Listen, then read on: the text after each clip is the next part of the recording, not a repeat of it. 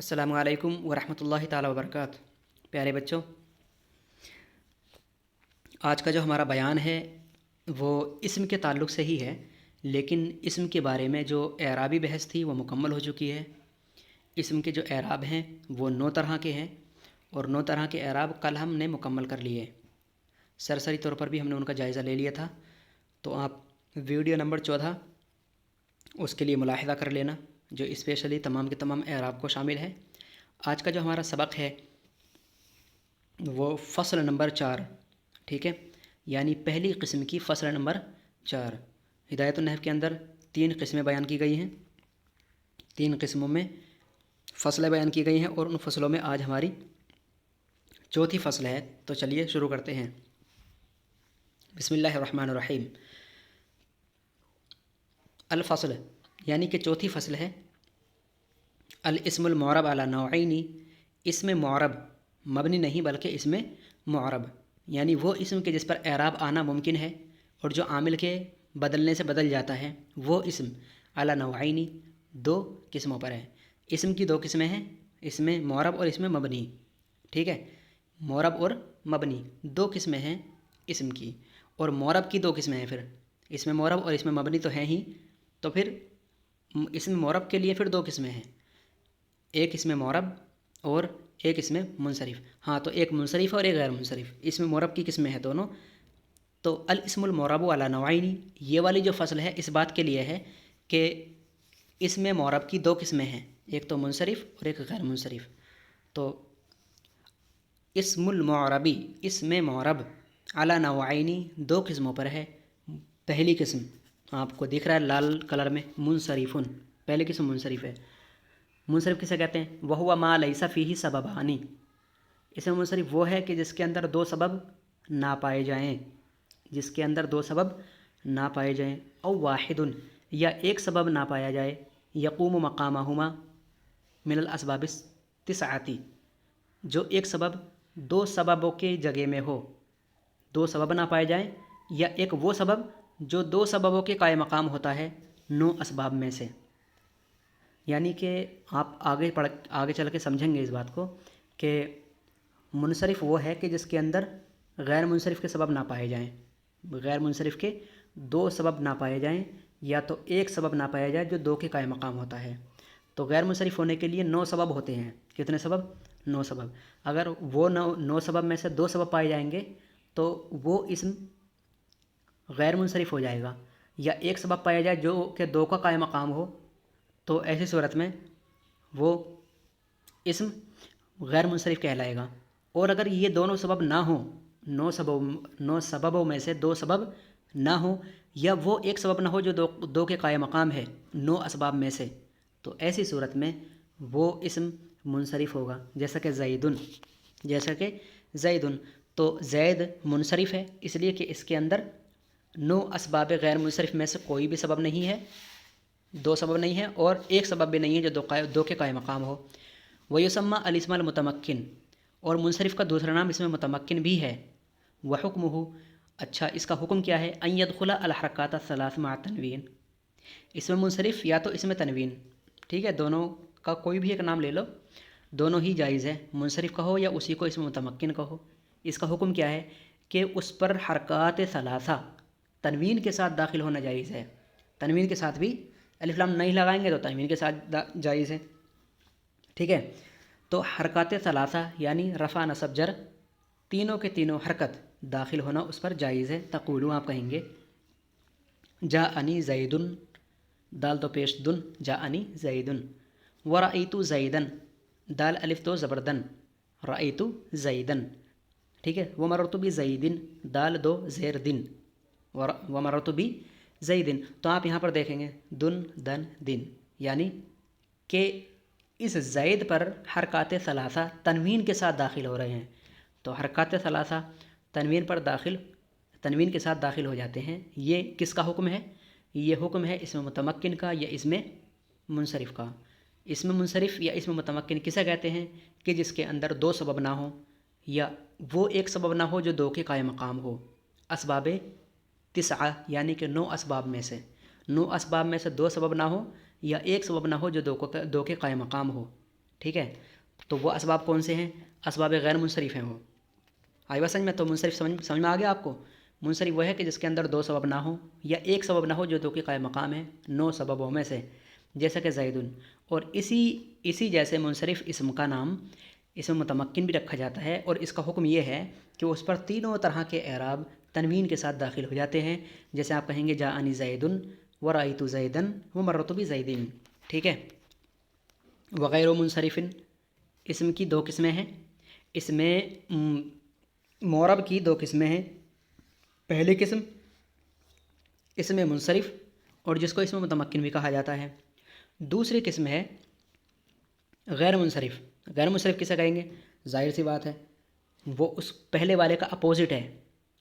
پہلے والے میں کیا تھا کہ جس کے اندر 2 سبب نہ ہو یا ایک سبب جو 2 کے قائم مقام ہو وہ نہ ہو 9 اسباب میں سے. اس والے میں کیا ہے؟ وہو ما فیہ سببان من الاسباب التسعۃ. ٹھیک ہے، کہ جس کے اندر 9 اسباب میں سے 2 سبب ہوں، او واحد منہما یا ان 2 میں سے کوئی ایک ہو، یقوم مقامہما جو ان 2 کے قائم مقام ہو. ٹھیک ہے، تو بالکل پہلے والے کا اپوزٹ ہے. والاسباب التسعۃ ہی. اچھا، 9 اسباب کی بات چل رہی تھی کہ یہ 9 اسباب بار بار حضرت جو کہہ رہے ہیں کہ 9 اسباب میں سے 2 سبب اور یا ایک سبب جو 2 کے قائم مقام ہو، یہ سبب کیا چیز ہے؟ یہ سبب کیا ہے؟ تو بتا رہے ہیں والاسباب التسعۃ ہی. اور اسباب 9 جو 9 اسباب ہیں جو کہ اگر ہوں تو غیر منصرف کر دیں گے. 9 اسباب میں سے اگر 2 مل جائیں یا ایک مل جائے جو کہ 2 کے قائم مقام ہو تو وہ اگر ہوں تو غیر منصرف کر دیں گے، اور اگر نہ ہوں تو منصرف ہوگا اسم. تو وہ اسباب کون سے ہیں کہ جن کے ہونے سے اور نہ ہونے سے اتنا بڑا فرق پڑ جاتا ہے اسم معرب پر؟ تو بتا رہے ہیں کہ وہ 9 اسباب یہ ہیں. گنیے: العدل نمبر 1، العدل نمبر 2، الوصف نمبر 3، التانیث نمبر 4، المعرفہ نمبر 5، والعجمتی اور نمبر 6، والجمعی اور نمبر 7، والترکیب اور نمبر 8، والالفی والنونی زائدتانی الف اور نون زائدتان. ٹھیک ہے، اور نمبر 9، ووزن الفعلی اور فعل کے وزن پر ہونا. تو یہ 9 سبب ہیں. ان 9 سببوں میں سے اگر 2 سبب پا لیے جائیں تو پکا وہ اسم غیر منصرف ہوگا. کیا ہوگا؟ غیر منصرف. یا ایک سبب ایسا پا لیا جائے جو کہ 2 کے قائم مقام ہو. تو وہ کون سا سبب ہے جو 2 کے قائم مقام ہے، جو 2 کے برابر ہے؟ تو وہ بھی انشاءاللہ ہم پڑھیں گے. ٹھیک ہے. اور عدل، وصف، تانیث، معرفہ، عجمہ، جمع، ترکیب، الف نون زائدتان، وزن الفعل، اس کے بارے میں مکمل تفصیل ہم پڑھیں گے.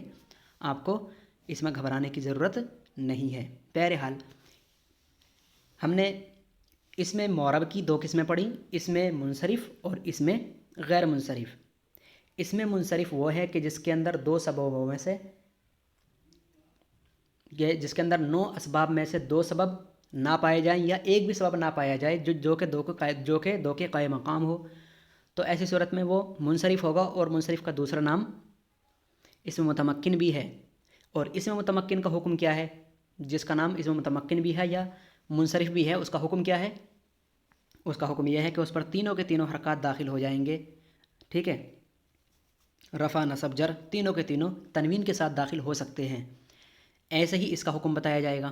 وحکمہ، اور اس کا حکم یہ ہے، ٹھیک ہے، اللہ یدخلہ الکسرۃ والتنوین، کہ اس پر کبھی بھی داخل نہ ہوں گے کسرہ اور تنوین. یعنی حالت جری میں جر کسرہ سے نہیں آئے گا. ٹھیک ہے. اور جہاں تک بات ہے حالت رفعی، نصبی اور جری کی، ٹھیک ہے، تو حالت رفعی اور نصبی، یہ رفع اور نصب تو آ جائے گا لیکن تنوین کی شکل میں کوئی بھی اعراب نہیں آئے گا. ٹھیک ہے. تنوین تو کسی بھی حالت میں نہیں آئے گا، چاہے حالت رفعی ہو یا حالت نصبی ہو یا حالت جری. حالت جری جب ہے ہی نہیں تو تنوین بھی نہیں آئے گا، ظاہر سی بات ہے. لیکن جب حالت نصبی میں نصب آپ نے پڑھا ہوگا، ما قبل میں ہم نے بات کی تھی اعراب کی، تو غیر منصرف کا اعراب بیان کیا گیا تھا. تو غیر منصرف کا اعراب کیا تھا؟ حالت رفع میں رفع، شاید یہ دوسری یا تیسری قسم ہے. حالت رفع میں رفع ضمہ سے، اور حالت نصب میں نصب فتحہ سے. ٹھیک ہے. حالت رفعی میں رفع ضمہ سے، اور حالت نصبی و جری میں، حالت جری میں جر حالت نصبی اور جری میں جر فتح سے دیا جا رہا تھا، ٹھیک ہے، تو یہ کس کا اعراب تھا؟ غیر منصرف کا تھا. وہ حکم ہو، تو وہی بتا رہے ہیں اللہ یدخلہ الکسرۃ والتنوین، کہ کبھی بھی غیر منصرف والے اسم پر کسرہ اور تنوین داخل نہیں ہوگا.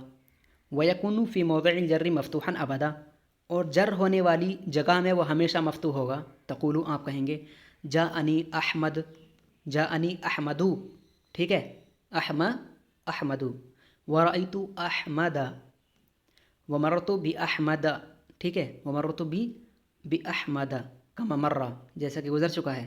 یعنی آپ یہاں پر دیکھیں گے مثال کے اندر جاءنی احمدو، دال پیش دو، جیسا کہ ہم نے وہاں پر کہا تھا دال دو پیش دن، دال دو زیر دن، دال دو زبردن. ہم نے بچوں کی طرح ہجو کیوں کی؟ اسی لیے کی تاکہ آپ کے ذہن میں بات بیٹھ جائے کہ وہاں پر تو دو زبر آ رہے تھے، لیکن یہاں پر دو زبر نہیں آئیں گے یا دو پیش نہیں آئیں گے، ٹھیک ہے. جاءنی احمدو، رأیت احمدہ، ومررت بأحمدہ، حالت جری میں جر فتحہ سے دیا جائے گا، اور حالت رفع میں رفع ضمہ سے دیا جائے گا، اور حالت نصب میں نصب ہی آئے گا. لیکن حالت جری میں کیا آئے گا؟ مفتوحاً ابداً، ہمیشہ کے لیے مفتوح رہے گا، کبھی بھی جر اس پر نہیں آئے گا. اور سب سے لازمی بات یہ ہے کہ اس کے اوپر تنوین نہیں آئے گی، ٹھیک ہے. حالت رفع میں رفع اگرچہ ضمہ آ گیا، حالت نصب میں نصب اگرچہ زبر آ گیا، اور حالت جری میں جر اگرچہ زیر کے بجائے زبر آ گیا، مفتوح ہو گیا ہے ہمیشہ کے لیے، لیکن کبھی بھی تنوین نہیں آئے گی. دو پیش اور دو زبر کبھی بھی نہیں آئیں گے، زیر تو آئے گا ہی نہیں، ٹھیک ہے. کما مرہ، جیسے کہ گزر چکا ہے، آپ کو پتہ ہی ہے.